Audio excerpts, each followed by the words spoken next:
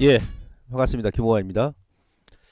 자, 4월 투자 전략에 대해서 말씀드리고요. 그다음에 이번 주 단기 전략까지 같이 더불어서 말씀드리도록 하겠습니다. 이제 기술적으로는 이제 월요일부터 이제 4월 시장, 그다음 2분기 시장이 출발하는데요. 먼저 그 주말에 미국 시장이 깔끔하게 마감했습니다. 예, 다우지수가 강한 저항선이었던 121선까지 돌파하고 나서 60일선까지 갖다 붙이는 그런 모습이고, 나스닥 같은 경우는 다시 한번 지난 그 2월 초의 고점을 지금 거의 지금 터치를 하는 그런 모습입니다.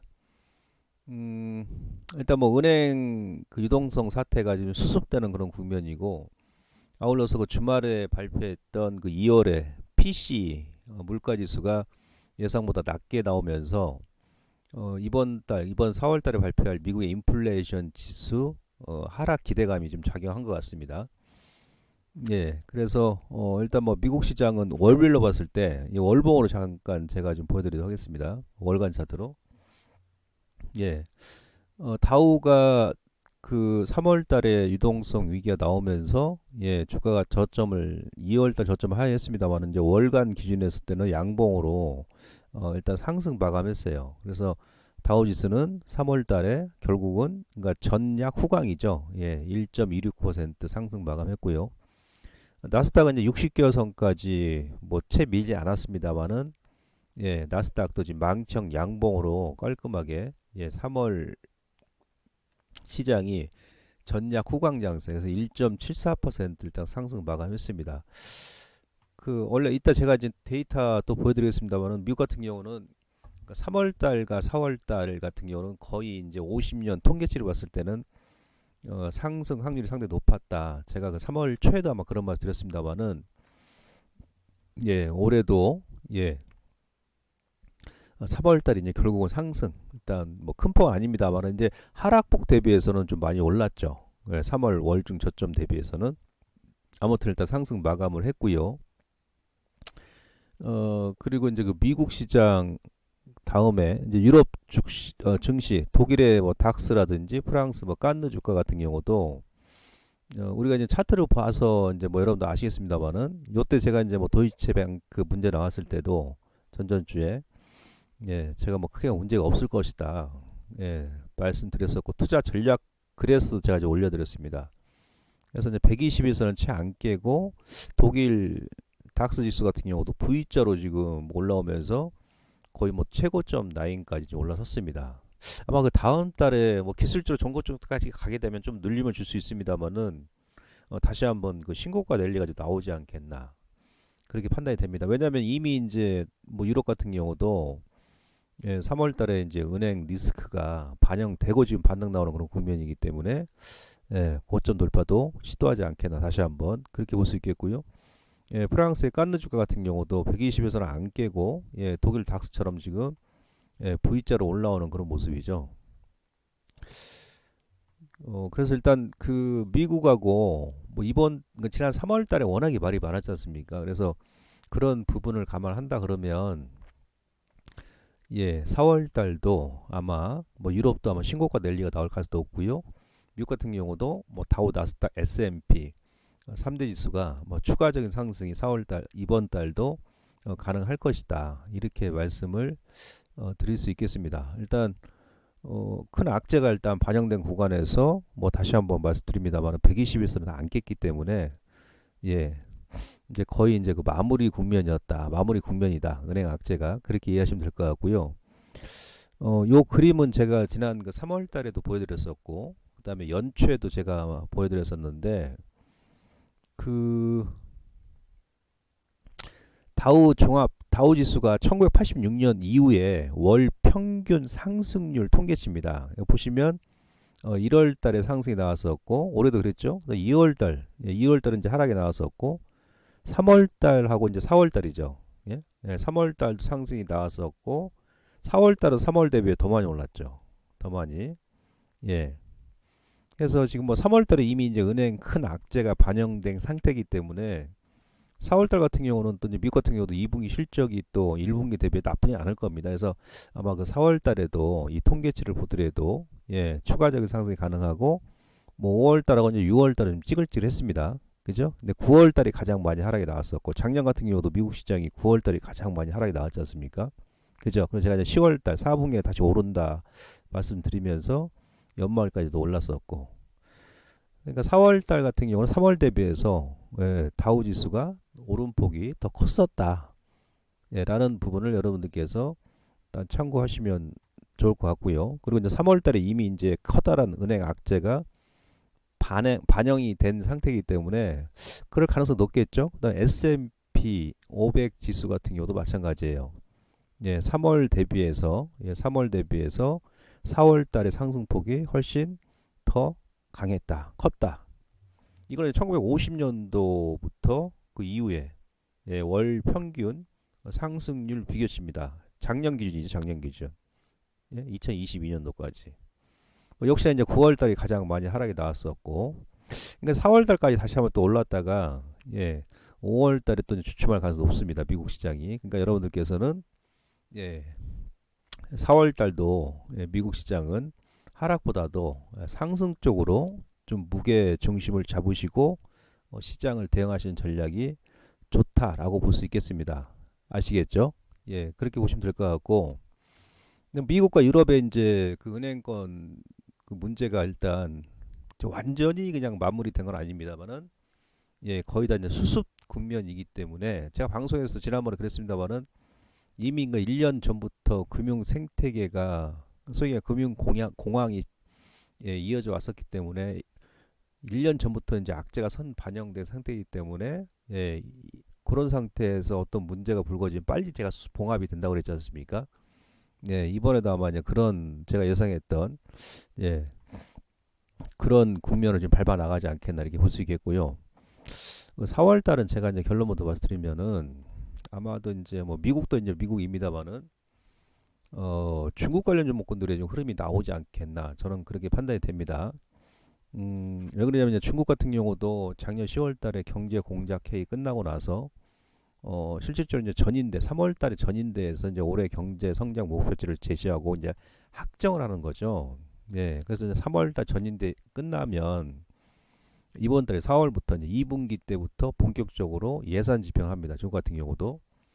그래서 중국 같은 경우도 올해 최소한 경제 성장률 저는 개인적으로 GDP 성장률이 한 5.5% 이상 보고 있는데 예, 그렇다면 이제 중국 같은 경우가 뭐 미국과 우리나라 대비해서 GDP 성장률이 월등히 높거든요. 뭐 미국 대비해서는 뭐 5배 높고 우리보다 그 정도 나올 겁니다.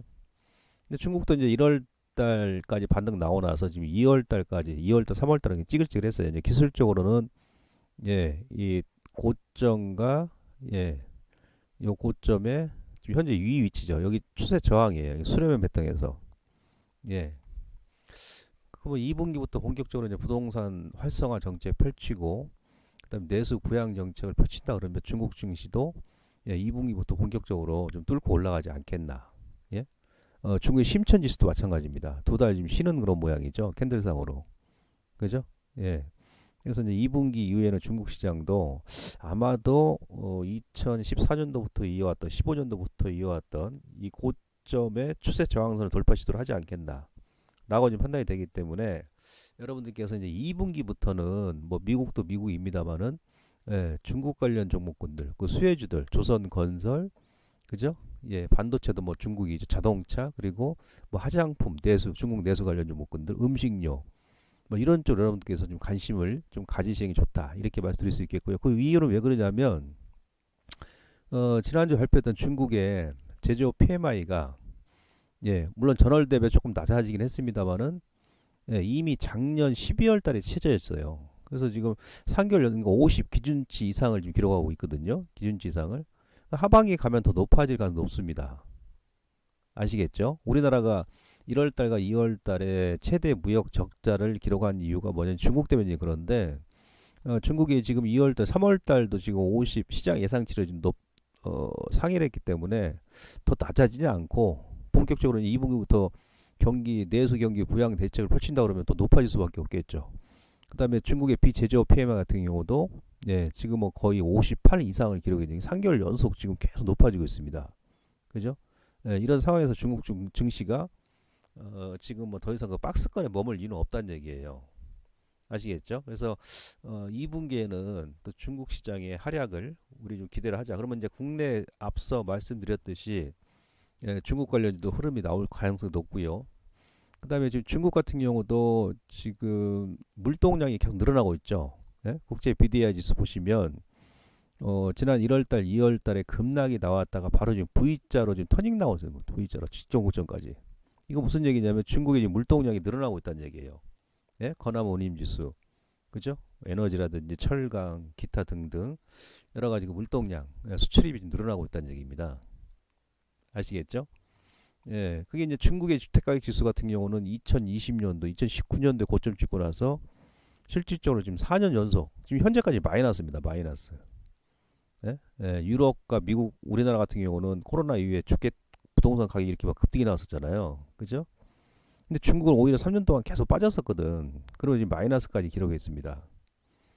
예, 그래서 이제 2분기부터는 이제 중국 같은 경우도 GDP 대비해서 30% 이상이 부동산이기 때문에 부동산을 먼저 살릴 것이다. 그러면 이제 건자재, 건설, 예, 기계, 그죠?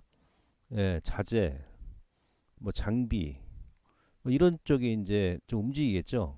예, 예, 뭐 반도체, 자동차도 마찬가지. 건설기가 살아나게 되면 다 살아나니까. 그리고 코스피 같은 경우는 보통 제가 지금 그림은 안 보여드립니다만 중국의 이 주택가격 지수하고 우리나라 코스피 지수하고 거의 그 유사하게 움직이거든요. 다소 이제 몇 개월 시차는 두고 있습니다만은 예, 그래서 이제 이런 흐름을 여러분들께서 염두에 두시고 이후에는 낙폭 가대, 예, 건설주라든지 뭐 관련 종목군들 좀 눈여겨 보자. 다시 한번 이렇게 말씀드릴 수 있겠고요. 자, 우리나라 같은 경우는 요건 이제 지금 제가 먼저 말씀드릴 것은 원래 이제 매월 그러니까 달이 바뀌면 하루 이틀 정도는 여러분들께서 시장을 조금 이렇게 지켜보는 게 좋습니다. 예? 예, 그러니까 내 종목이 이항이면 지수도 마찬가지고 처음에 달이 바뀌고 그 다음 첫날 1일날 거래할 때 가급적이면 플러스 출발하는 게 좋습니다. 예? 환율도 환율도 이제 같이 보셔야 돼요. 환율은 마이너스 출발해야 되고 지수는 플러스 출발해 주는 게 좋죠. 종목도 물론 이제 플러스 출발하는 게 좋습니다. 그래서 하루 이틀 정도는 여러분들께서 급하게 대응하실 필요 없이 좀 약간 시장을 예, 좀 관망하는 예? 워밍업 한다 생각하시고 네, 내 종목이 지금 시가가 플러스 출발하는지 특히 이제 이번 같은 경우는 2분기 출발이잖아요. 2분기. 예, 그래서 이제 그런 부분을 체크하시고 하루 이틀 정도 시장 흐름을 먼저 체크하시고 지금 그 지난달까지 이거 이제 분기 후봉입니다. 1분기 예, 거래소 대형주 예, 1분기 그죠? 3월달 그러니까 1월달, 2월달, 3월달 요게 이제 한 분기 캔들 차트예요. 거래소 같은 경우는 1월달부터 3월달까지 11.24%가 상승이 나왔습니다. 네? 근데 코스닥 같은 경우 대형주예요, 대형주. 예. 제가 비교를 한 겁니다. 코스닥 같은 경우 1분기에 대형주가 35.84% 상승이 나왔습니다. 이런 경우가 극히 드물죠. 이때는 이제 뭐 코로나 때문에 이제 그랬었습니다. 돈이 넘쳐나니까. 실질적으로 코스닥이 OECD 국가 중에서 1분기에 가장 많은 상승이 나왔습니다. 미국의 나스닥보다 더 많이 올라왔어요. 예. 근데 이제 여러분들 캔들 보시면은 지금 여기에 상당히 매물이 지금 많은 구간이거든요. 요 라인이. 예. 그다음에 장대 양봉으로 이만큼 좀 올라왔잖아요. 그러니까 이격이 상당히 지금 많이 벌어져 있다. 이격이. 예. 그래서 아마 이제 2분기부터는 이 반대적인 효과 나올 가능성이 높습니다. 반대적인 효과. 예, 그러니까 소위 키 맞추기 장세가 좀 전개될 수 있어요. 예, 그 1분기에는 코스닥 대형주가 시장이 이끌었다 그러면 2분기에는 뭐 거래소 대형주, 그다음에 또 이제 중소형주, 코스닥 같은 경우 중소형주 같은 경우는 한 15에서 한 16%밖에 못 올랐거든요. 그러니까 무슨 얘기냐면 1분기 특히 지난 3월달에 코스닥 같은 경우는 2차 전지가 지금 주도를 했지 않습니까? 3월달에 많이 오른 종목군들은 뭐 AI도 마찬가지, 로봇도 마찬가지예요. 뭐 항공도 마찬가지고 그런 종목군들은 이제 이격 조정이 나올 수 있어요. 이격이 많이 벌어졌기 때문에. 예? 예, 기술적인 이격 조정이 나올 수 있기 때문에 이런 종목군들은 여러분들께서 최소한 4월 한 뭐 이번 주나 뭐 다음 주까지 좀 지켜보시기 좋고요. 신규 매수 좀 자제하시라는 얘기죠. 예, 이미 저점에 보유하신 분들이 아니면 그대로 이제 좀 뭐 20에서 완전 깨지기 전까지 가져가시면 됩니다만은, 예. 그래서 이격 조정이 나올 수 있기 때문에 조금 여러분들께서 좀 자제하시고, 신규 매수는 많이 올랐던 종목군들은 대신에 못 오른 종목군들, 덜 오른 종목군들, 이들 종목군들은 이제 불확실성이 완전히 그 해소되는 그런 구간이기 때문에 그들 종목군들 홀딩 내지 여러분들께서 신규 매수도 괜찮다. 예? 그게 이제 앞서 제가 말씀드렸던 뭐 조선이라든지, 예, 건설, 뭐 현대건설 같은 거 엄청 싸지 않습니까? 그죠?